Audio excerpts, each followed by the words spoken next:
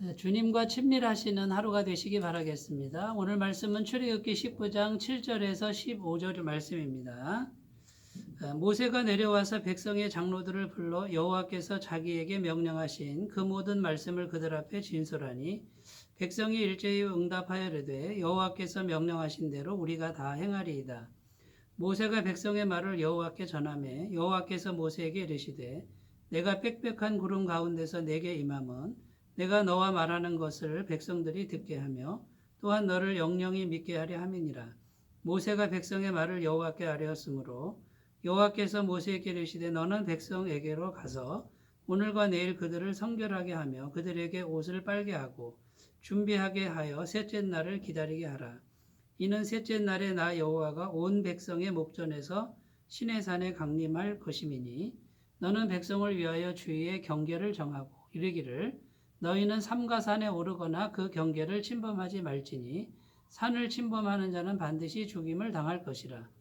그런 자에게는 손을 대지 말고 돌로 쳐 죽이거나 화살로 쏘아 죽여야 하리니 짐승이나 사람을 막론하고 살아남지 못하리라 하고 나팔을 길게 불거든 산 앞에 이를 것이니라 하라. 모세가 산에서 내려와 백성에게 이르러 백성을 성결하게 하니 그들이 자기 옷을 빨더라. 모세가 백성에게 이르되 준비하여 셋째 날을 기다리고 여인을 가까이 하지 말라 하니라. 아멘. 출애굽기 19장 말씀이 계속되고 있습니다. 출애굽기 19장은 어제 말씀드린 것처럼 아주 중요한 장입니다. 출애굽기 두 번째 부분에 시작되는 부분이고요. 그 시작되는 부분에서 하나님께서는 이스라엘 백성들에게 왜 너희를 구원해 내었는지 아느냐? 그것은 너희로 세상의 제사장 나라로 만들기 위해서다라고 선포하셨습니다. 너희를 통해서 세상을 축복할 것이다. 하나님의 이름으로 축복할 것이다. 이것이 하나님의 마음입니다. 그러므로 너희 제사장 나라는 다른 나라들과는 다른 존재가 돼야 된다라는 말씀이죠. 그래서 어제 첫 번째로 어제 드린 말씀은 말씀이 중요하다라는 것이죠. 그 말씀은 곧 사랑이라는 것입니다. 말씀의 근본 정신은 하나님을 사랑하고 이웃을 사랑하라라는 그런 말씀이었습니다. 자, 오늘은 계속해서 반복되는 단어가 성결이라는 단어입니다. 제사장 나라가 되려면 성결해야 된다. 한마디로 이런 내용인데요. 그 성결한 제사장 나라가 되기 위해서는 그러면 구체적으로 어떻게 해야 됩니까? 역시 말씀입니다. 말씀이 있으면 성결하고 말씀이 없으면 성결하지 못하다는 것이 성경의 기준입니다.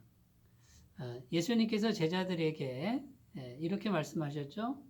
너희는 내가 일러준 말로 이미 깨끗하여졌으니 이렇게 말씀합니다.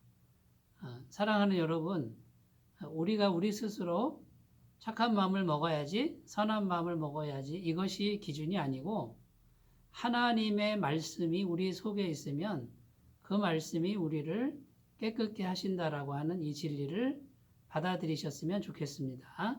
오늘 말씀 8절에 이렇게 기록합니다.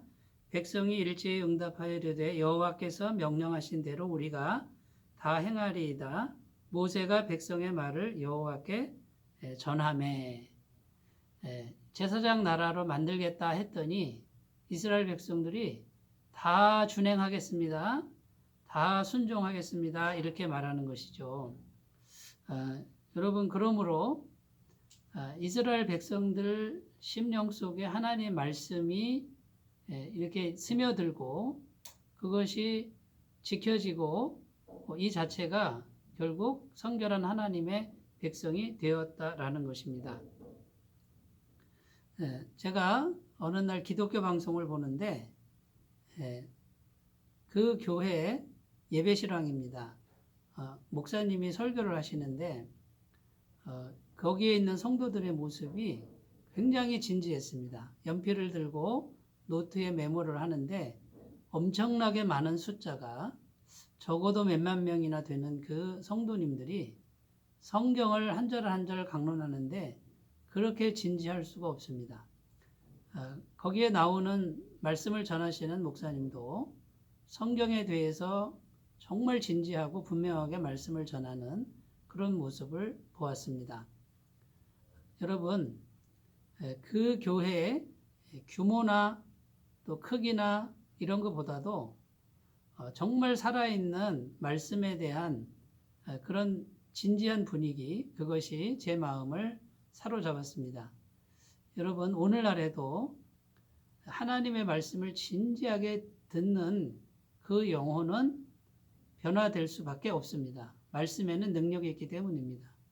하나님의 말씀을 진지하게 듣는 교회는 새로워질 수밖에 없습니다. 크기나 규모, 이것보다도 더 중요한 것은 그 성도님들 심령에 말씀이 살아있다는 것이죠. 그렇다면 반드시 생명력이 있기 마련일 것입니다. 그러므로 우리는 오늘도 어떻게 해야 되겠습니까? 하나님 말씀을 정말 진지하게, 정말 소중하게 받아들이는 그 태도가 무엇보다 중요한 것이고요. 그 하나님 말씀이 우리 안에 있으면 하나님께서는 우리를 성결하다, 깨끗하다 이렇게 평가하신다라는 사실입니다. 그러면 우리는 반드시 하나님의 복을 받게 될 줄로 믿습니다. 자, 두 번째, 하나님의 말씀이 있으면 그 다음에 하나님이 하시는 게 뭐냐면 하나님이 확증해 주신다라는 겁니다. 그것이 하나님의 말씀이다라고 증거해 주신다라는 것이죠. 9절 말씀에 이렇게 기록합니다. 여호와께서 모세에게 이르시되 내가 빽빽한 구름 가운데서 내게 임함은 내가 너와 말하는 것을 백성들이 듣게 하며 또한 너를 영영히 믿게 하려 함이니라. 모세가 백성의 말을 여호와께 아뢰었으므로 이렇게 기록합니다. 자, 모세는 하나님의 말씀을 그냥 전했습니다. 그런데 하나님이 어떤 일을 하십니까? 모세가 하는 말은 곧 하나님의 말씀이다라는 것을 하나님이 친히 증거하신다는 겁니다. 빽빽한 구름 가운데서 엄청난 영광으로 임하시는 이것을 모든 백성들이 눈으로 보게 하셨다라는 겁니다. 여러분, 우리가 하나님의 말씀을 정말 진실되고 정직하게 받아들이면 그 다음에 하나님이 어떻게 하신다고요? 하나님이 분명하게 확증해 주시고 하나님의 말씀인 것을 분명하게 증거하신다라고 하는 이런 말씀입니다. 우리는 어떻게 행동하면 될까요? 무엇이 지혜일까요? 하나님의 말씀을 진지하게 받아들이고 그 말씀을 붙드는 것입니다. 만약에 우리가 말씀을 붙드는 것보다도 내 노력으로 더 성결하게 하고 내 노력으로 더 내 말의 설득력으로 사람을 설득하려고 한다 그러면 그것은 어리석은 행동이 되겠지요.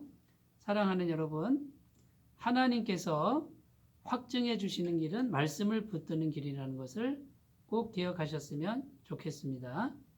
자, 세 번째, 죄 문제를 먼저 해결해야 합니다. 오늘 말씀 10절에 보면 여호와께서 모세에게 이르시되 너는 백성에게로 가서 오늘과 내일 그들을 성결하게 하며 그들에게 옷을 빨게 하고. 자, 옷을 빨아라, 성결하라 이 말은 죄 문제를 해결하라는 뜻이죠. 먼저 하나님 앞에 죄를 회개하는 이런 태도가 무엇보다 중요하다라는 것입니다. 자, 여러분, 우리가 죄를 해결하는 길은 어떤 길입니까? 제사밖에 없습니다. 짐승의 피를 흘리는 길밖에 없고요.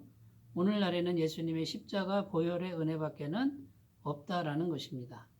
그러므로 우리 힘으로 죄 문제 해결하지 않고 짐승의 피로 해결한 것처럼 예수님의 영원한 보혈로 죄사함을 날마다 믿으시고 주님 앞에 나아가시는 귀한 삶이 되시기 바라겠습니다.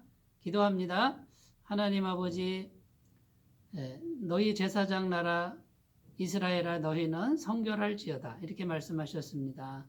역시 말씀밖에 없고 말씀에 대한 정직함밖에는 없습니다.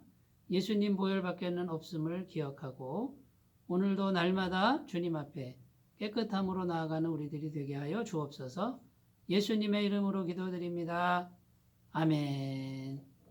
오늘도 주님의 은혜로 성결한 날 되시기 바라겠습니다. 감사합니다.